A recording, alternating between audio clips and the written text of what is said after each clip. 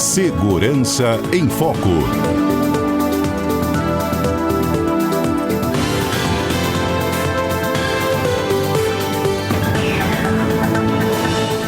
Pois é, gente, a partir de agora, né, eu vou conversar ao vivo com o delegado Ícaro Olímpio. Ele é adjunto da Delegacia Especializada de Repressão aos Crimes Cibernéticos.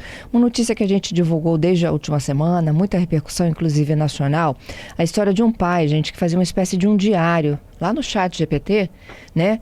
E ainda nessas conversas, ele planejava a morte do filho dele para que a mãe dele, né, que é a avó, no caso dessa criança, né, não ficasse responsável pelo pagamento de uma pensão alimentícia. Bom, a história é absurda, mas com a ajuda da tecnologia e a rapidez das instituições policiais, esse cara foi preso antes de colocar o plano em prática. Delegado, bom dia, obrigada aí pela sua gentileza de conversar conosco. Bom dia, Fernanda. Bom dia a todos os ouvintes, né? Mais uma vez, eu agradeço o convite. É um prazer, né? Uma felicidade muito grande poder falar a toda a população capixaba. Isso. Eu queria que você me contasse um pouquinho, né, de como que foi essa investigação, né? Vocês tiveram um tempo curto, inclusive, né, para poder chegar até esse homem, prendê-lo. Ele planejava não só matar o filho, mas fazer ataques, não é isso? Isso mesmo, Fernanda. Então, nós recebemos essa informação através do Ministério da Justiça, né? O Ministério da Justiça foi comunicado por uma questão de cooperação internacional, né? Foi comunicado pelo FBI. Né, que todos, de conhecimento de todos, né, um órgão americano, né, norte-americano, e através dessa comunicação do Ministério da Justiça, nós de imediato, né, vimos ali a gravidade desse fato, né, dessas conversas, desses diálogos mantidos desse indivíduo com a inteligência artificial, né, mais especificamente o ChatGPT, e aí nós vimos a necessidade de atuar o mais rápido possível para conseguir essa ordem de busca e apreensão e também de prisão, eu achei assim por bem, para evitar que de fato se concretizasse esses atos de extrema violência, inclusive porque esse ato tinha inclusive data marcada, né? Então, assim, nós atuamos para prevenir, justamente para evitar que isso ocorresse. Agora, como é que vocês conseguiram cruzar essas informações? A gente chegou à conclusão, e aí você me explica, Ícaro, existem palavras-chave de alerta, não é isso? Para as autoridades policiais?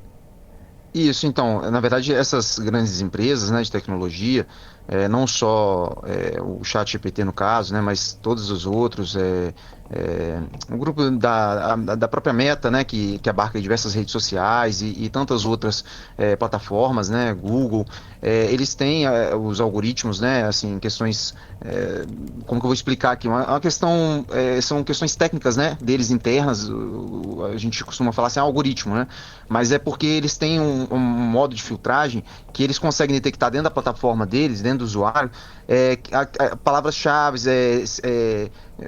temas, né, sensíveis, e aí eles começam a monitorar, o sistema deles começa a monitorar, reporta para um funcionário, né, deles, para um servidor deles, e aí, a partir desse momento, essa conversa, eles fazem essa filtragem, se eles entendem que há um nível de ameaça ali grave contra a integridade física e até contra a vida de alguém, sobretudo se tratando de menores, né, de pessoas vulneráveis, eles reportam isso para o governo americano, né, através ou pode ser o FBI, ou o Serviço de Segurança Interna, o Serviço Secreto, e aí esses órgãos comunicam o Ministério da Justiça no Brasil. Por uma questão de cooperação internacional, eles comunicam o Ministério da Justiça e, por sua vez, o Ministério da Justiça difunde isso para a polícia daquele estado específico onde se encontra esse investigado, né, essa pessoa de interesse. Uhum. E chegou, né, ao interior do Espírito Santo.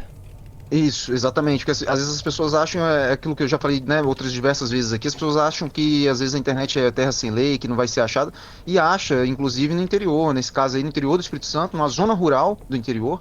Então, assim, é muito importante que as pessoas tenham essa consciência, né, de que os atos, ainda que atos que estejam, né, nessa fase de preparatórios ou até mesmo de início de execução, eles não ficarão impunes, não ficarão escondidos.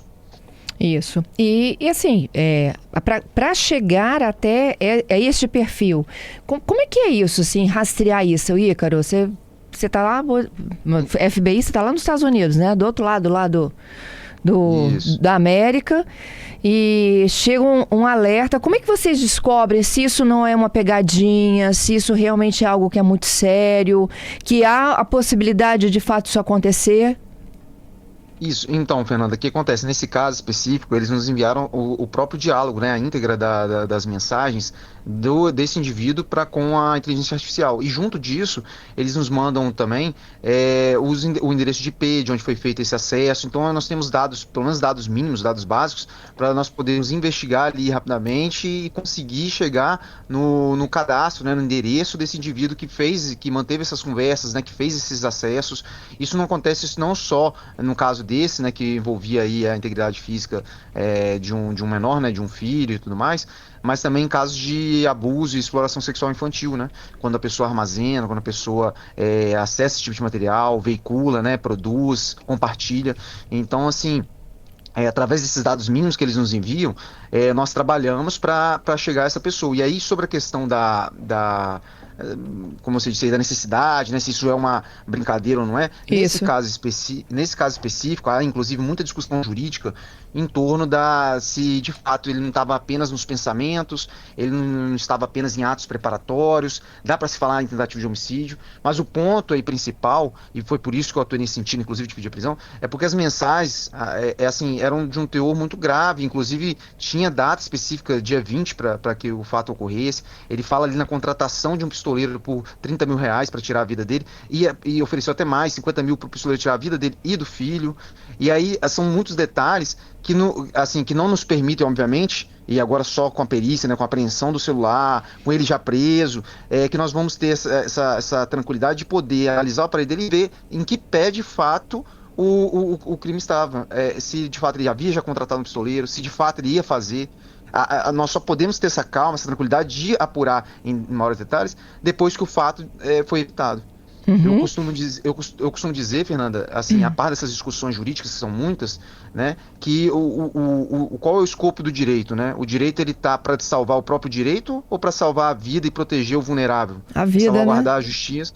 Exatamente, é a vida do menor, né? Então nós temos aí que avaliar o seguinte, assim, hoje a discussão é jurídica, hoje a discussão é em torno disso, né, de qual é a medida melhor a ser aplicada, se era o caso de prisão, se era uma brincadeira ou não, mas a discussão seria outra, muitas vezes, se a gente não tivesse atuado e esse fato tivesse acontecido no dia 20. Nós Hum. estaríamos aqui discutindo a omissão do Estado, a omissão do delegado, né, assim, nós estaríamos discutindo aqui uma vida que foi perdida, apesar da notificação do FBI.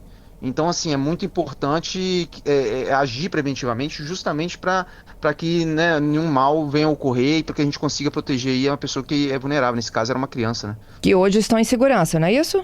E hoje está em segurança e assim a gente espera que continue, né? Nós vamos trabalhar, como eu disse aí, nós vamos fazer a perícia do celular, vamos ver de fato qual era o nível de engajamento desse indivíduo, né, desse investigado. Mas assim, nós esperamos que independente dele continuar preso ou não, nós vamos também representar por medidas protetivas, enfim, nós esperamos e vamos ficar vigilantes aí para que essa criança, né, essa mãe, essa criança fiquem em segurança. Isso. O Ícaro, isso serve de alerta também para as pessoas não acharem que essa inteligência aí é terra de ninguém, né? Exatamente. É o que eu sempre falo, assim, que as pessoas têm esse costume de achar que a internet faz um perfil fake e tá resolvido. E aí ela pode falar o que ela quiser e é um mundo livre ali, mas não é. A verdade é que não é. Né? Não é um lugar para destilar ódio, para ameaçar, para dizer que vai praticar, que vai fazer e vai acontecer, porque isso, uma hora a polícia vai bater na porta dela lá para ela, no mínimo, esclarecer sobre esses fatos, no mínimo. E talvez, quiçá, dependendo da gravidade, como foi esse caso aí, inclusive para ser preso. Então as pessoas têm que ter essa noção de que a internet não é um mundo onde a lei não chega ou que a lei não vale, porque é uma coisa realmente séria, né? Tem que ter responsabilidade. Uhum. E as empresas que trabalham com essa inteligência, elas são obrigadas a criarem dispositivos de comunicação com vocês. Então, tem atos americanos, né? Tem leis, digamos assim, americanas, que eles têm em caso eles encontrando, né, identificando esse tipo de situação, né, que envolve aí uma ameaça de lesão à integridade ou à vida de alguém, eles têm lá leis americanas que essas provedoras, né, nós chamamos provedoras de aplicação, provedoras de serviço, elas reportam isso para o serviço americano, né, seja o serviço secreto, seja a FBI, para o governo americano, digamos assim.